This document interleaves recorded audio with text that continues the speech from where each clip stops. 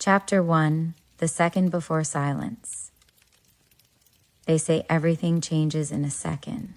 That second when the world shatters, when the sound disappears, when the life you knew slips through your fingers without warning.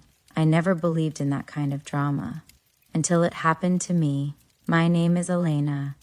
I was 27, a graphic designer in Berlin, independent, fast-moving, fueled by coffee and ambition. I was the kind of woman who booked meetings back to back and called 5-minute showers a luxury. I had a boyfriend. His name was Mark. Stable, charming, with eyes that promised forever, but a voice that always said, "Not now." That morning it rained. Of course it did. I remember the coffee spilling on my skirt, the third unanswered call from a client, the message from Mark that just said, "Don't forget dinner." And then the curve. The sudden jerk of the wheel, headlights, a scream, and then silence. Chapter 2, What's Left of Me. When I opened my eyes, it was like I'd entered someone else's body. I felt weightless, disconnected. The room was white, sterile, filled with a mechanical hum I couldn't place. A nurse hovered, a beeping monitor, my mother's face, puffy and pale, and Mark, sitting in the corner, silent, no smile. The doctor came in. His voice was kind, but I hated the way he said my name like it was already broken. "You suffered a spinal injury. The surgery was successful, but the damage, it's serious. You may not regain full mobility." I'm sorry, I didn't cry. Not then. I think my soul was still under anesthesia. Mark didn't leave me. Not immediately. He stayed for days. Quiet, present, but not really with me. His touches became routine, mechanical. Eventually, one evening, he stood by the door, jacket on, hands in his pockets. "I didn't sign up for this," he whispered. "I don't think I'm strong enough to be who you need." Then he walked away, and I didn't stop him. Chapter 3, The Empty Space the Days Blurred. Pity in the nurse's eyes, the metallic smell of antiseptics. My legs, still mine, but foreign. Friends visited, then less, then not at all. I was no longer Elena the creative, Elena the funny one. I was that girl in the accident. I remember watching the ceiling for hours. At night, I heard the sobs of other patients echoing through the hallway. But mine never came out loud. My pain had gone quiet. A therapist gave me a notebook, said it might help. I opened it on the 4th night in rehab. I wrote one line. Today, my fingers trembled, but they moved. That has to mean something. Chapter 4, Paper Muscles. The notebook became a mirror I wasn't afraid to look into. I didn't have to fake a smile or respond with polite nods. I just wrote. Sometimes it was just one sentence. Sometimes a list of things I hated that day. The way the floor smelled like bleach, the therapist's over-cheerful tone, the pity in the receptionist's smile. But slowly, words turned into paragraphs, and something inside me, long silent, started to whisper again. Today I managed to lift my own cup of water. Today the nurse called me strong. I didn't feel it, but I kept the word in my chest. I wrote every day. And in those pages, I wasn't paralyzed. I was powerful, angry, brave, raw, real. More real than I had ever allowed myself to be before the crash. The human body is strange. It breaks, and then it tries. My legs didn't work, but my hands learned new strength. My heart was torn, but it kept beating. Every small victory felt monumental, touching my toes, sitting up alone, laughing, really laughing, with Mia, the girl in the room next to mine, who'd lost her arm but never her sense of humor. Chapter 5, Diary of a Phoenix. One evening, under the dim hospital lights, I reread everything I had written. I cried. Not because I was sad, but because I recognized myself. Not the Elena that was rushing through life, but the one who'd been born again through pain. It was Mia who said it first. You should post this. Start a blog or something. People need to hear this, Lena. They need to know it's not over. I laughed. Who would want to read my pity diary? But later that night, I stayed up, staring at the blinking cursor on a blank screen. And then I typed the title, Diary of a Phoenix. Not because I felt like one yet, but because I wanted to be. The next day, I published my first post. Just one entry from the journal. By evening, 47 views, 2 comments. By the next week, hundreds. Strangers thanked me for saying things they didn't have the words for. Some were recovering from accidents, some from heartbreaks, some just needed hope. And for the first time in months, I didn't feel alone. I felt seen. Chapter 6. Something like a beginning. 3 months after the accident, I stood up. With braces, with help, with shaking knees. But I stood. The nurses clapped. I didn't care about the noise. I cared about the silence in my own head. The moment of stillness that said, "You're not done." Not yet. I started dreaming again. Not about the past. Not even about Mark. But about a future I hadn't designed. One that wasn't perfect or polished, but real. I wrote about it every step, every time I fell. And readers kept coming. Some sent letters, some sent donations. One day, a woman messaged me and said, "Your words stopped me from giving up." That night, I promised myself, if I ever walk into the world again, I'll make something that helps people heal. And I would. But first, I had to meet him, Alex, the man who would never ask what I used to be, only who I was becoming. Chapter 7. The Man on the Roof. Rehabilitation centers aren't known for magic. They smell like disinfectant. Time feels stuck. You learn the routine: wake, stretch, push, rest, repeat. So when something or someone unexpected enters that world, you feel it instantly. It was a Thursday. I remember because Mia had convinced me to wear real clothes, jeans, not sweats, and she said I looked almost pre-accident fabulous. I was on the back terrace, my journal in hand, sunlight warming the edges of my face, when I heard a voice behind me. "That's a beautiful view to write in front of." I turned.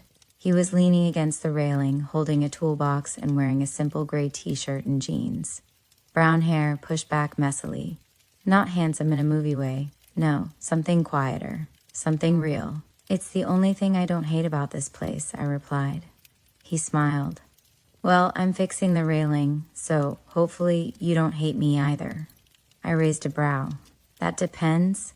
You're not going to block the sunlight, are you?"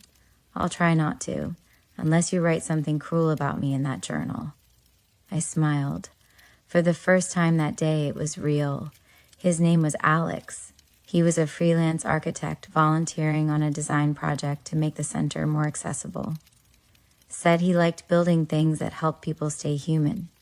He didn't ask why I was there. He didn't glance at my brace or the cane beside my chair. He looked me in the eye, just like a person. He came back the next day, and the day after that. Sometimes we just sat in silence. Sometimes he asked about my writing, never out of pity, just genuine curiosity. "I think the world needs fewer perfect stories," he told me once. "People need truth, the kind you don't polish." That line stayed with me. It sounded like he'd read me before I could hand him a page. Chapter 8. Rooftops and Soft Thunder. 2 weeks after our first meeting, he asked if I wanted to see the roof. "We're installing a new lift. It's a beautiful view. Plus, I brought coffee," so I said yes. He helped me into the elevator, carried the thermos. No drama, no fake over-helpfulness, just kindness. When we reached the top, the wind hit my face, fresh, cold, alive.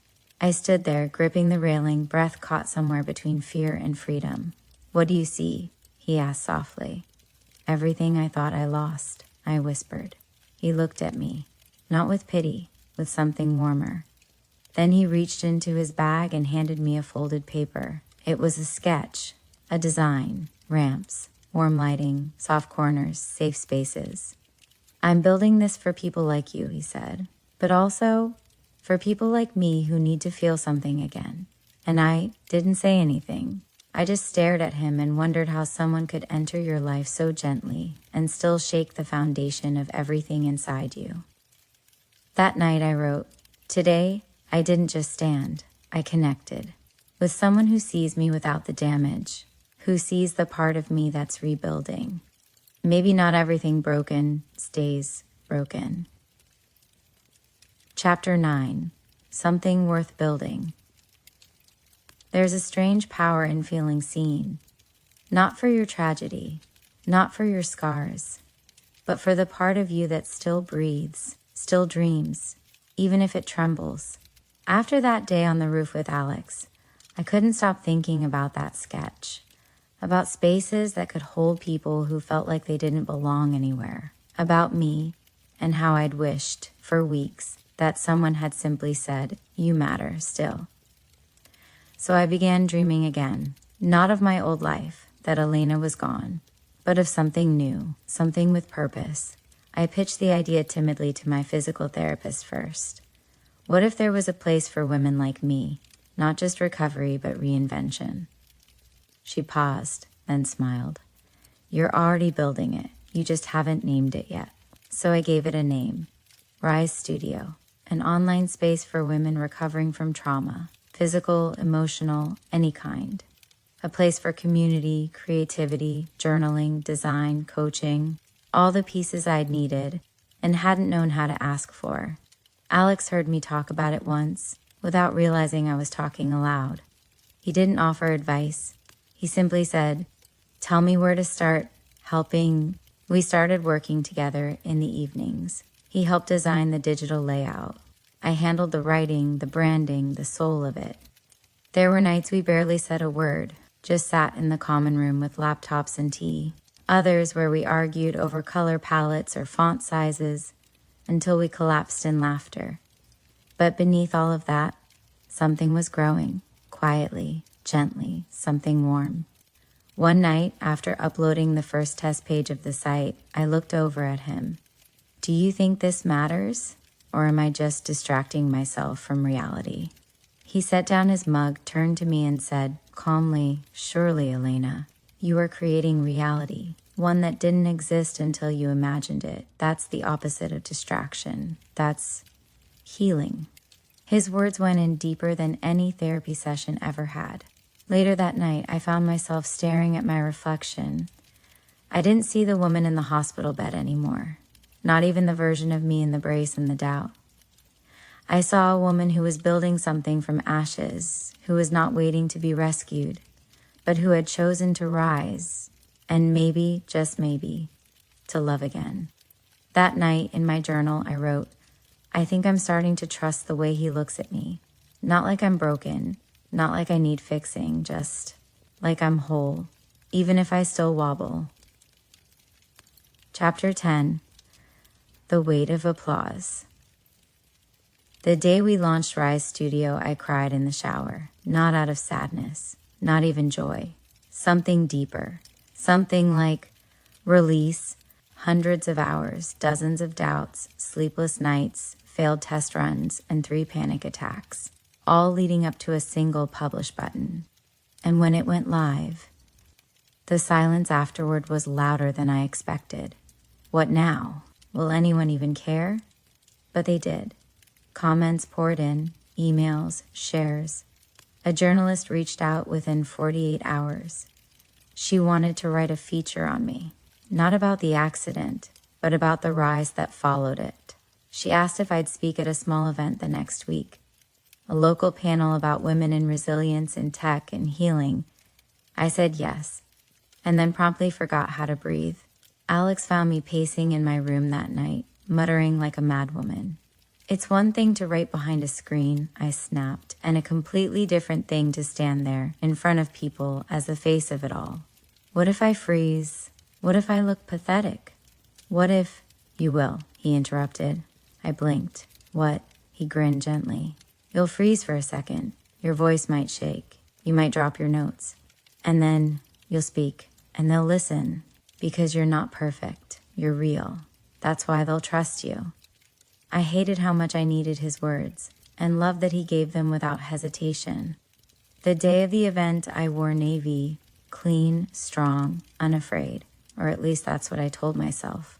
My brace clicked with every step backstage, reminding me of the weight I still carried, but I was upright, present. I spoke last, and when I took the mic for a moment, I forgot every word I'd rehearsed. But then I saw one face in the crowd, his, Alex, sitting in the second row, arms crossed, chin tilted, eyes warm, and I used to believe that healing meant returning to who you were.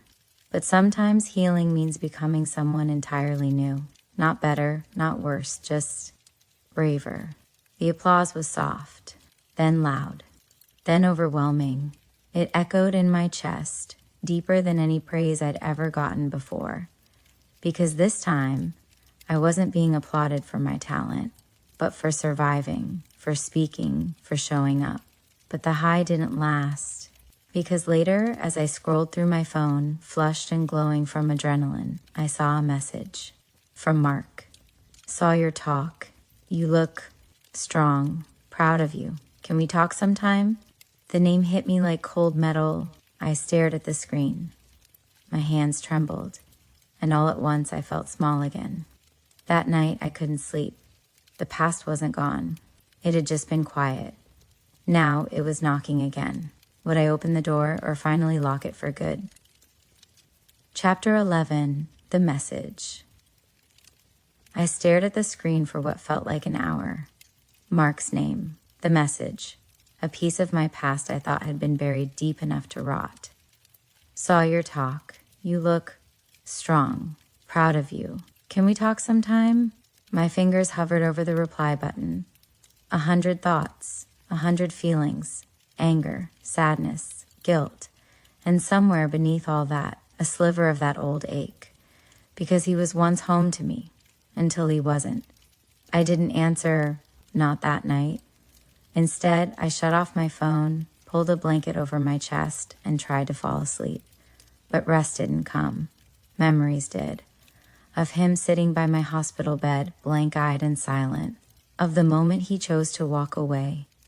Of how small I felt when he left. Like all of me had fit in the palm of his hand, and he dropped me on the floor. The next morning, I found Alex waiting near the elevator, 2 coffees in hand.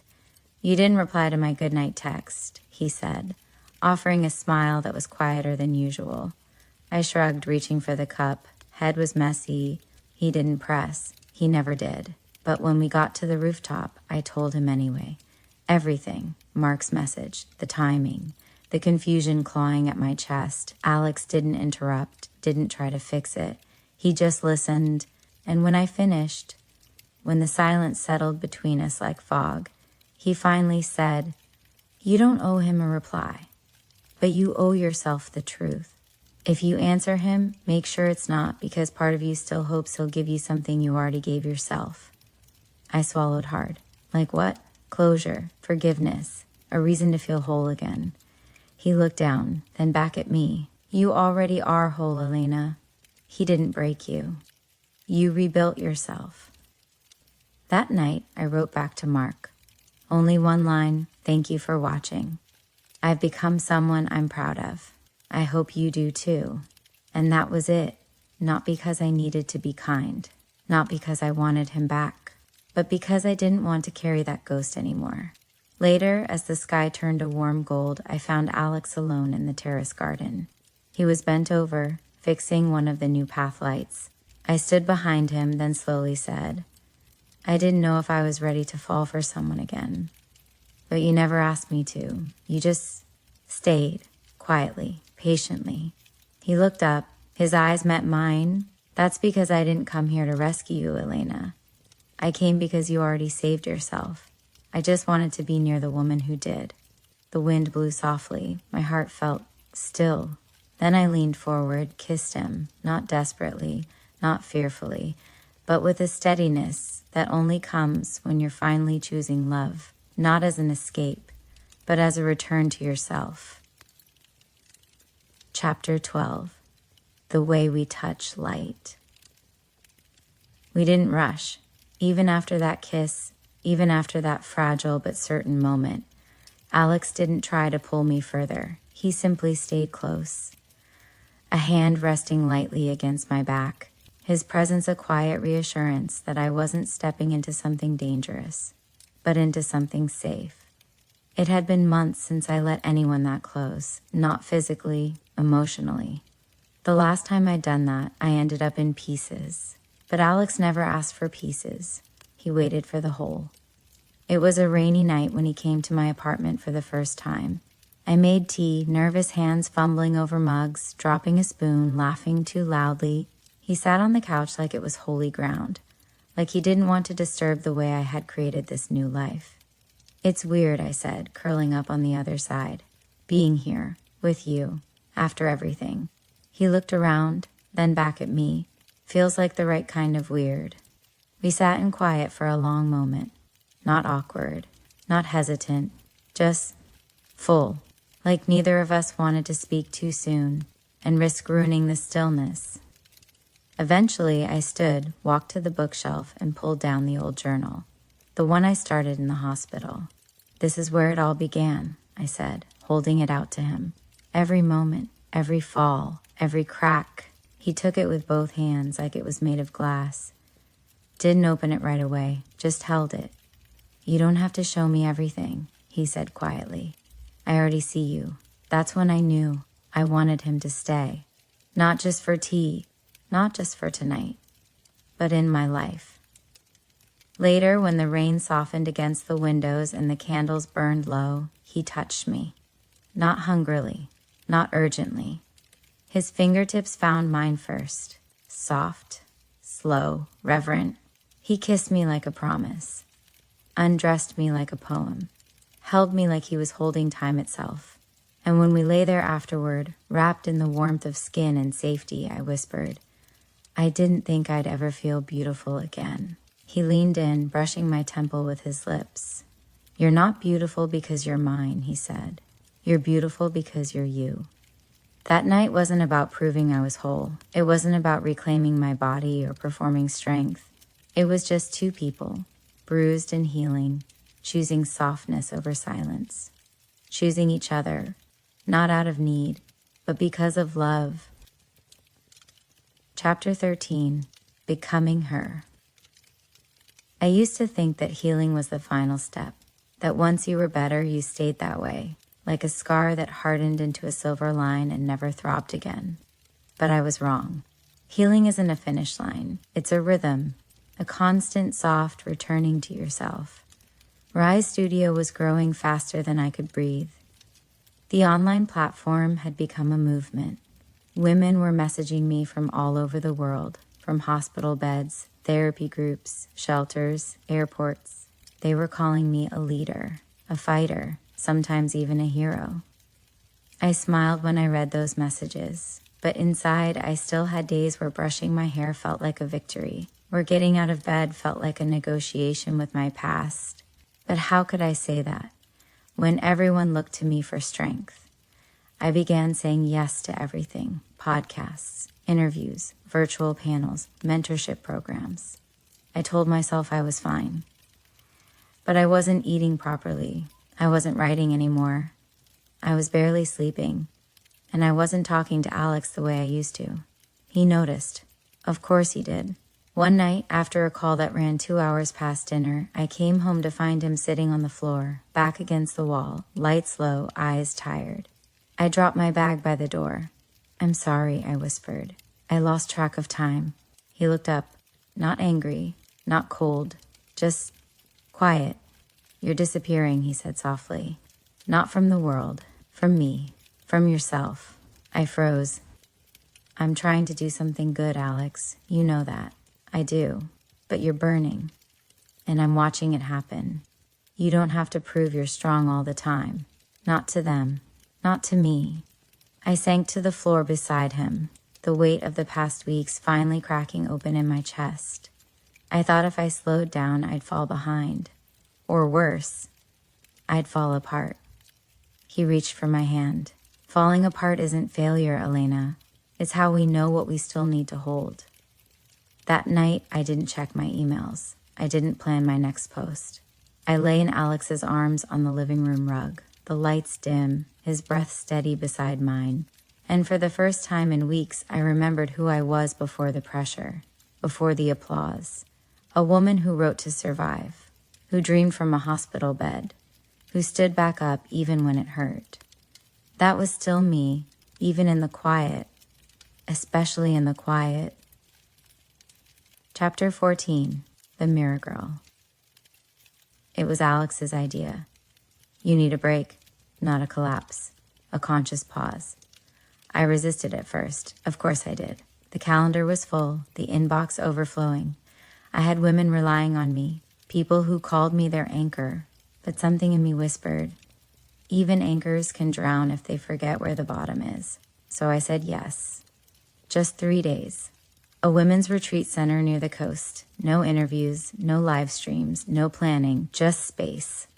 And silence. The place was quiet in a way I'd forgotten to appreciate. Soft wind through eucalyptus trees. Wooden floors that creak gently under bare feet. Women journaling, painting, crying quietly in circles without judgment.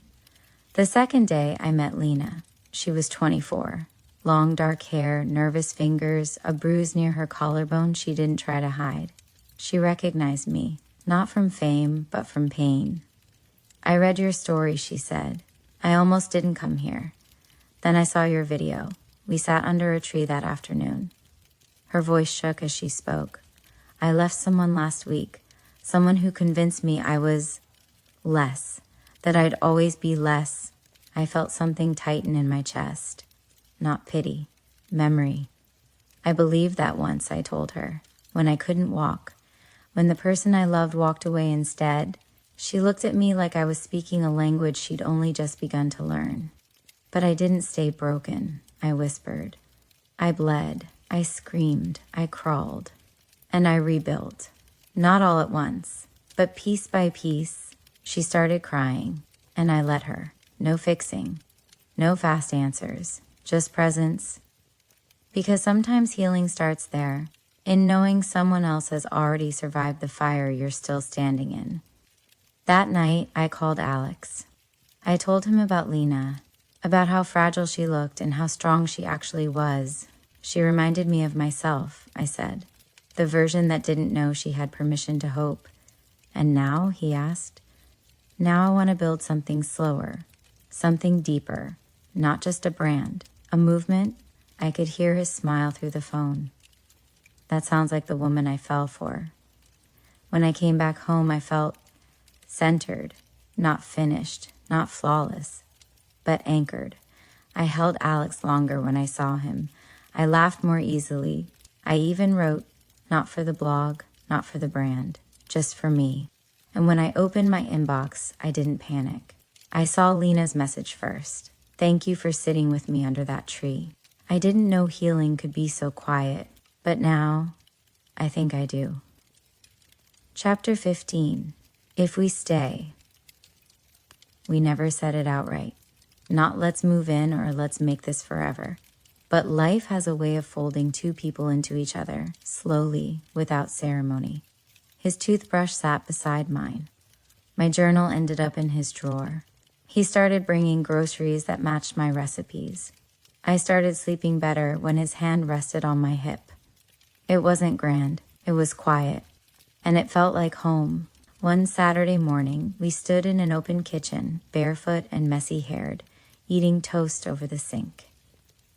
Alex looked at me casually, like he always did, like I was sunlight and scar tissue and strength, all in the same breath. I've been thinking, he said. About a place. I turned, raising a brow. A place? He nodded, leaning on the counter, somewhere with light, a little garden, maybe a spare room for the days when you just need solitude. You know, something we build together. I didn't speak, not because I didn't want it, but because I did, and wanting something that much scared me. Later that night, I lay awake in bed beside him. His arm was draped over my waist, his breathing deep and even. I should have been relaxed, but my thoughts spun. What if I need space? What if I fall apart again?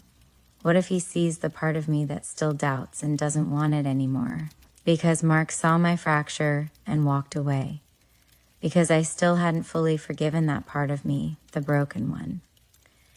And yet, Alex had never made me prove I was whole. He just stayed. The next morning, I found him in the kitchen again, barefoot, pouring coffee. I walked up behind him, wrapped my arms around his back, pressed my face into the soft space between his shoulder blades. What if I say yes, I murmured, and we build something beautiful, and then I fall apart again? He set the mug down, turned slowly, cupped my face with both hands. Then we rebuild, he said, together as many times as it takes. Tears blurred my vision, not because I was afraid, but because for once I wasn't anymore. That afternoon we looked at places, not forever homes, just beginnings, with light and space, and quiet corners where love could live without pressure. That night I wrote, "The bravest thing I've done wasn't surviving the crash. It was letting someone see me afterward, all of me, and letting them stay." Chapter 16, The Road I Never Finished. It started as a whisper, a quiet voice I'd ignored for months. Not because I was scared to hear it, but because I wasn't ready to listen. Until now, we were sitting on the balcony of our new place. Just boxes, plants, mismatched mugs of coffee, and the kind of stillness that feels earned. I looked over at Alex, my hand wrapped around his wrist. "I want to see it," I said softly. He didn't ask what I meant. He already knew. The road where it happened was just outside the city, a sharp curve, no warning signs. Still the same cracked guardrail, still the same silence afterward. I stood there for a long time, one foot slightly forward, like I was testing whether the pavement still remembered me. Alex stood behind me, close enough to catch me if I fell, but far enough to let me stand alone. "This is where it ended," I said. Or where I thought it did. The wind blew hair across my face. I didn't fix it. I was late, stressed. I remember thinking, just get through the day. And then everything stopped. My body, my job, my relationship, my identity, everything. I looked down at my hands, strong now, steady, then back at the road. And yet, I think this was also where something started. Alex came beside me, slipped his fingers into mine. Not many people get to visit the place they were reborn. I laughed. It wasn't sad, it was full. I think I want to write about this, not just for me, for anyone standing at their own curve. That evening, I started a new post for Rise Studio, where it broke, where I began. The place that almost ended me is now just a road, nothing more. But I am not the same woman who drove it. She broke, and I loved her because she gave me the silence I needed to hear my own voice again. Alex brought me tea while I typed. "You look different," he said, leaning on the doorframe. "Do I?" He nodded, like someone who stopped surviving and started living, and for the first time in a very long time, I believed him. Chapter 17, A Bigger Stage. The email subject read, "Keynote Invitation to Women Who Rise Global Summit." I reread it 3 times before I understood it was real. They wanted me to speak, not just on a panel, to open the event in front of nearly 1,000 women in Amsterdam. I put the laptop down, stared at the wall. For years, I had told my story in quiet spaces, on blogs, in living rooms, on rooftops. This wasn't quiet. This was loud. Alex was the first person I told. He didn't react with awe or surprise, just that soft, grounding smile he gave me when he knew I was about to do something brave. "How do you feel?" he asked. I exhaled, terrified. He nodded. "Good. That means you're awake. Say yes." So I did. The weeks that followed were a blur. Drafts of the speech, interviews, press photos, a new dress. I kept it simple, navy blue, like the first one I wore when I stood up for Rise Studio. The night before the flight, I lay awake next to Alex. What if I get on stage and forget why I started? I whispered. He turned toward me, his voice low. Then remember this. You didn't rise to be perfect. You rose to be real. And that's why they're listening. Amsterdam was colder than I expected, but beautiful. Soft bridges, tulips, even in April, a city full of quiet strength, like me. The conference hall shimmered with light. Hundreds of women, from artists to activists, doctors to dancers, all of them survivors of something. When I stepped on stage, I paused. The lights were bright, the room was vast, but I wasn't afraid anymore because I wasn't standing there alone. I carried every woman I'd ever mentored, every tear, every tremble, every word. And in the second row, like always, was Alex, watching me not as a savior, but as a believer. I once thought strength was about never breaking. Now I know strength is in the rebuilding, in the soft steps we take after the fall, in the way we still choose love, even after pain. This is what rising looks like. Not loud, not perfect, just real. When I stepped off the stage, I was crying. But they weren't tears of fear. They were the tears of a woman who had become everything she once needed, and more. That night, Alex wrapped his coat around my shoulders as we walked by the canal. "You were beautiful," he whispered. "You've always seen that before I could," I said. He stopped, took my hands, and with a quiet certainty asked, "What if we stop surviving separately? What if we build the rest of our lives together?" The question sat there between us, not heavy, not rushed, just true. I smiled, not with doubt, not with fear, but with a full, grounded yes. Chapter 18. A letter to the girl in the bed. Before I signed the lease, before the blueprints, before the ribbon or the paint or the keys, I needed to write a letter. Not to a friend, not to Alex, not to the world, to her. The girl in the hospital bed.